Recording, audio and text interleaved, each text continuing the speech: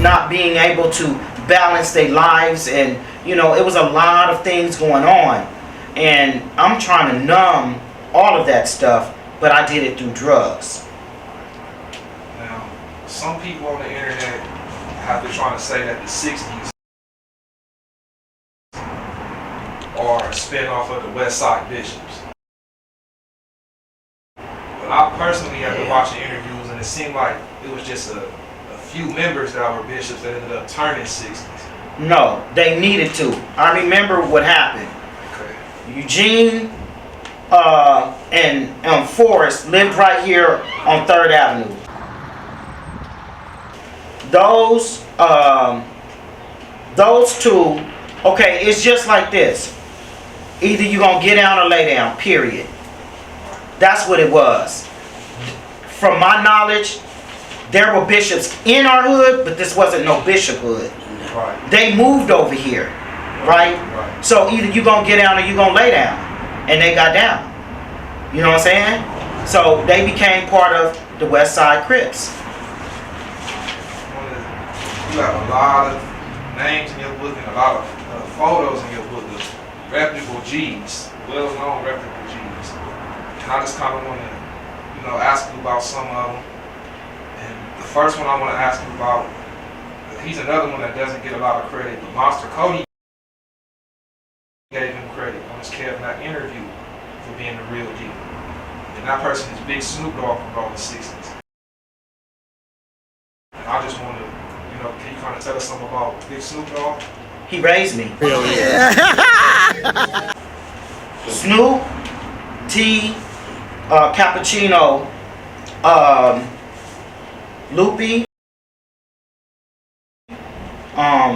Blue, Anthony Madison, and Darryl Drake raised me. Those people raised me. I could say it again. Snoop, Cappuccino, Darryl Drake, and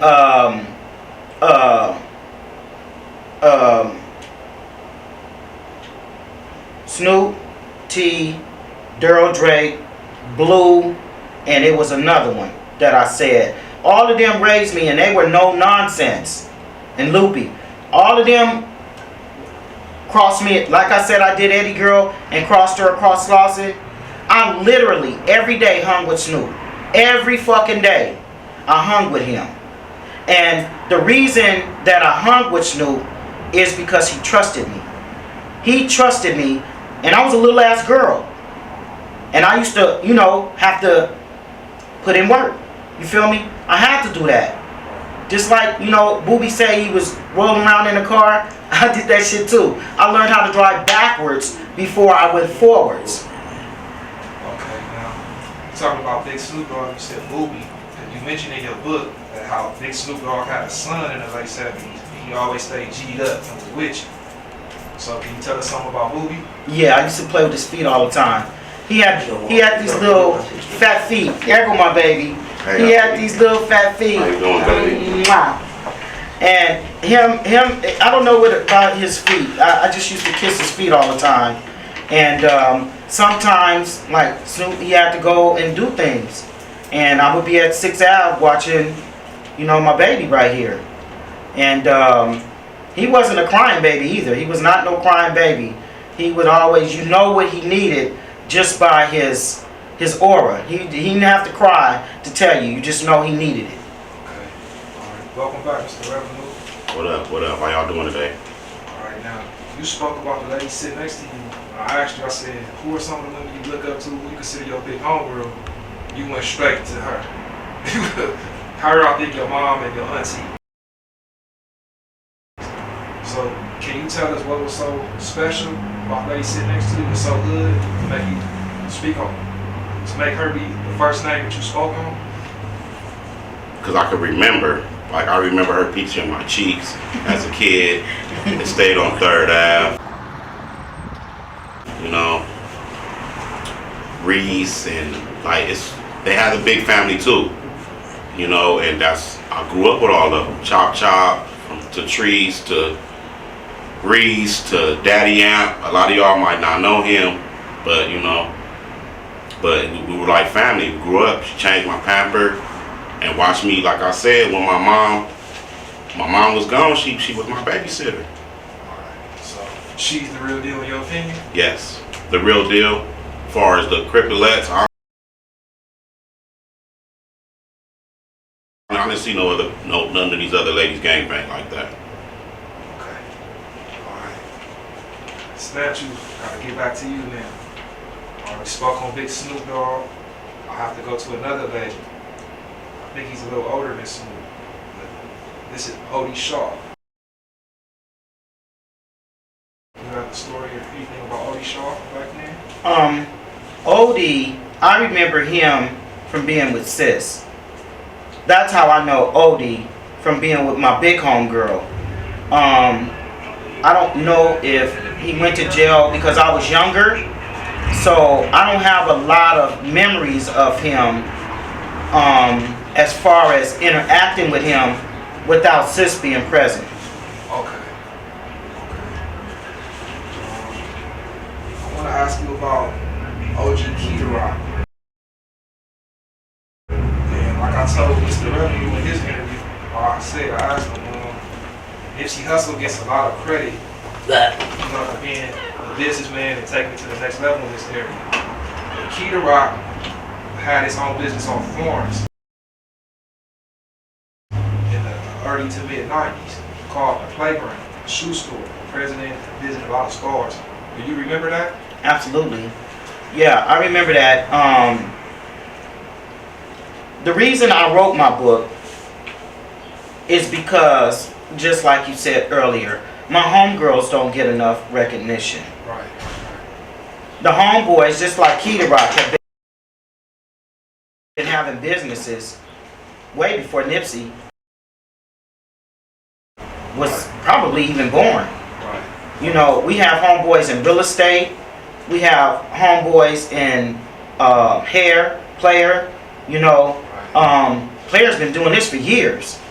So, in Nipsey's generation, that's what they see. But that's because they don't know the history. Right? So, it's been happening. And what I see with my homegirls is we don't have anything. Most of our homegirls are on housing, recipients of some kind of fund, trying to find our way in our late 50s, find our purpose.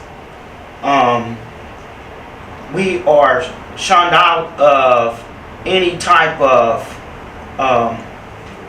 elevation in our lives as far as this hood is concerned. It hasn't benefited me nothing. This hood has never benefited me anything other than, like Cappuccino always tell me, stay solid. I'm very solid. You know what I'm saying? I have book knowledge and I have hood knowledge. And I have Bible knowledge. That's very dangerous for a person, right? When you put all of that into a package, I felt when I wrote the book that it would give the homegirl some type of recognition. Right. But it backfired. It literally backfired. So you're saying you got a lot of pushback and negative? A lot of negativity. As a matter of fact, I didn't speak to some of my homegirls for months.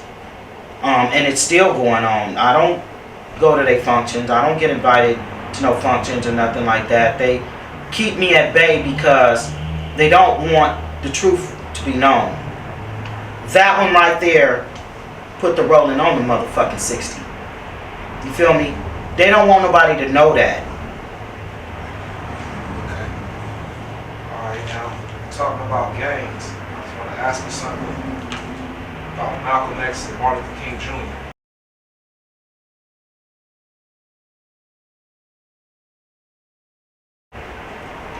Do you feel when they were assassinated, that played a part in the rise of the Bloods and Crips in Los Angeles back then?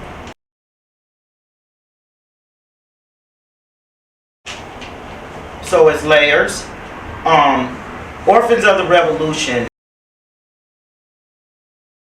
and I'm explaining the title and answering that question. The revolution is the Black Panther Party. The orphans is the gangs. Malcolm X and Martin Luther King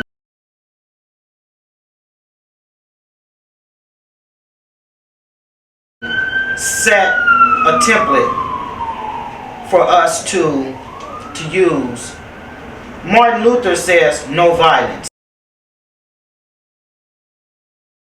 Malcolm X says by any means necessary. Right? So Martin Luther King is kind of taking the Gandhi way.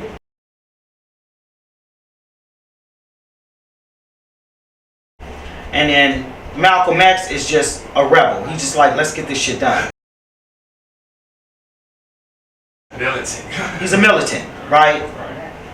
I wrote a poem in that book that I would like to read if you would let me. I wrote a poem in this book, and when I wrote this poem, I wrote it in my sleep. And it actually is the I Have a Dream poem speech. It's actually a speech that Martin Luther King did, his speech, I Have a Dream. And I did this poem in my sleep. I would wake up and write sentences. It actually came to me in my sleep. I have dreams that little boys and little girls in the ghetto would hold hands. That the annihilation of our children in our ghettos would perish like the clouds in the California sun. Let the golden gates of understanding open the minds of our youth in our slums and suburbs, in our ghettos and our valleys, in our deserts and jungles, in our prisons and our jails, and in the kindling fields of South Central Los Angeles. Let the lights of illumination shine, and to the spirits of the dead arise in triumph. My eyes have seen premonitions of wars, the wars of infinity that shed blood that flows down the river into the sea. I have dreams that the river of blood turned into crystals so I can see the corpses that await to be born. Arise, shackles that bind my mind and bind my ignorance to the cross. Lift me out of the valley of the dry bones and let my psalms be heard. I sing glory, I sing mercy. Arise like the I sing awake like the revelations I see no end. I cry tempestuous collaborations of freedom that every little boy and every little girl will sing. Let freedom ring, let freedom ring. My God Almighty, let freedom ring. And when I wrote this, I thought about all of my homeboys that have died, and I just seen them in a transparent field, like I could just see them waiting to arise in the promised land. And it was, the dream was just so vivid. And when I got these words and I was writing them down, I was like, it's so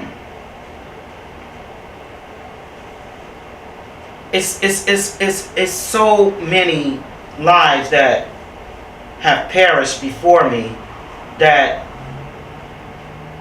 in my chapter 7, all of those 400 and something names I thought about when I wrote that poem.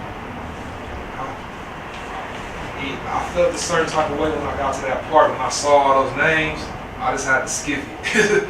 It was so many names. It was just like, wow. Like that's an entire gang in itself, just with the murders of Rolling 60s. Yeah. To be an entire gang. Yeah. That was powerful. Thank you for reading that. Thank you. Alright, now you mentioned Malcolm X, Martin Luther King. This is somebody else who I feel might have played a part. You mentioned him on page 19 in your book. And that's the former president of the United States, Ronald Reagan. You think the Contra scandal and Reaganomics, all in that played a part in Right. the rise of the Bloods and the Crips too? Absolutely I do, and thank you for that question. If you look at the show Snowfall, it's a new show on Hulu. If you look at that show, it depicts what happened. They dismantled the Black Panthers and infiltrated guns and drugs into the neighborhoods, and then got a couple of them to turn against themselves. Right?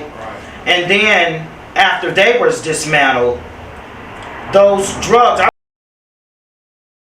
I remember, I think I was like 9 years old. There was a train coming down Slauson, train track on Slauson. It's not in use now, but it used to be for cargo. And that train had hundreds of tankers of things that had guns and ammunition. They had all kinds of guns, all kinds of ammunition. They had grenades, all kinds of things. That's how we became the most notorious gang in LA, because we robbed the armory. We had all the guns. They knew that we were going to go back there and get that stuff, and they put it back there for a reason, for us to kill each other. And that's exactly what we did with those guns. We killed each other up. We killed each other up. I wore this dress that I'm wearing for a reason. And if you notice, it's red and blue, and then it has the yellow. But it looks like we're linked together. And the reason I chose this is because I want to link the Bloods and the Crips up. And the yellow represents all of our fallen soldiers. So that's why I was thinking of, what am I going to wear? What am I going to wear? And this dress literally fell off the hanger. It literally fell off the hanger. And then in my mind, like, is this the dress? And then that analogy just came to me. It's red and blue, and then yellow. Like they say, tie a yellow ribbon around the old oak tree. That's for the ones that we want to come home. Right? So, yeah, our fallen soldiers. So, it's been so many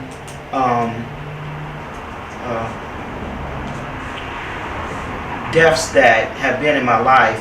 It becomes overwhelming.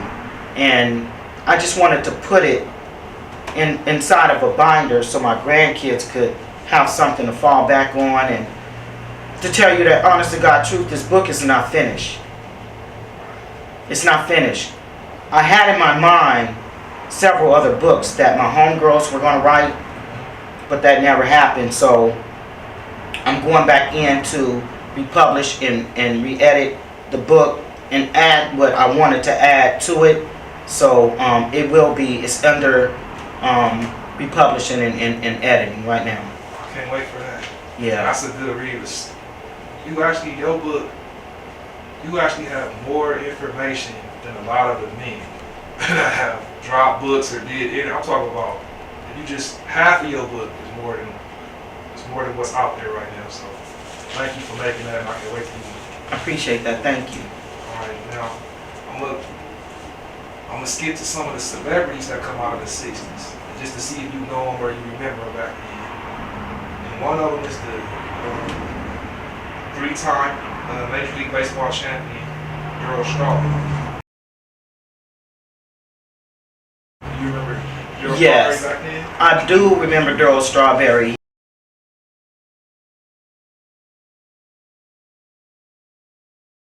I used to go to their house all the time. I hung out with their sister Michelle a lot, and I was Regina's age, a sister Regina. I was her age, and then I was a tomboy, so we would play football on 6th Avenue, and I was really one of the only girls that they got to play football. So I would go to their house and wait till the game started and stuff like that. So yeah, So we you used to played play. football with Strawberry. I played football with Darryl Strawberry. I did. Okay, now, did you know his brother? Because Cappuccino and a lot of other G's always mention his brother.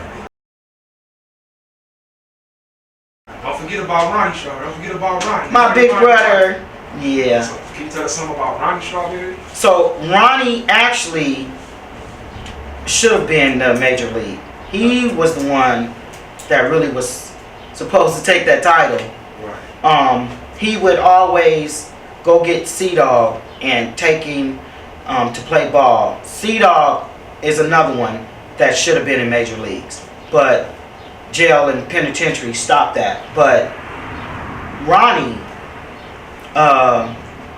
became overshadowed by Darryl, I believe, and it sent him into a tailspin, and then it had a double-edged sword because Ronnie was living in the shadow of Darryl, and it sent him into a tailspin.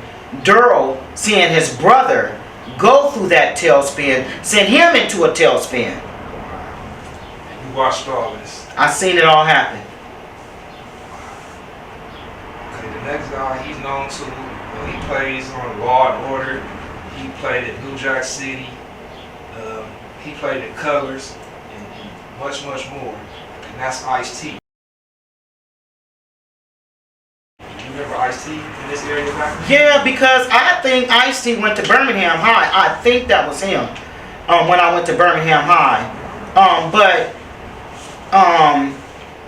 And don't quote me on that. That might be because, see, I was high a lot, so. Right.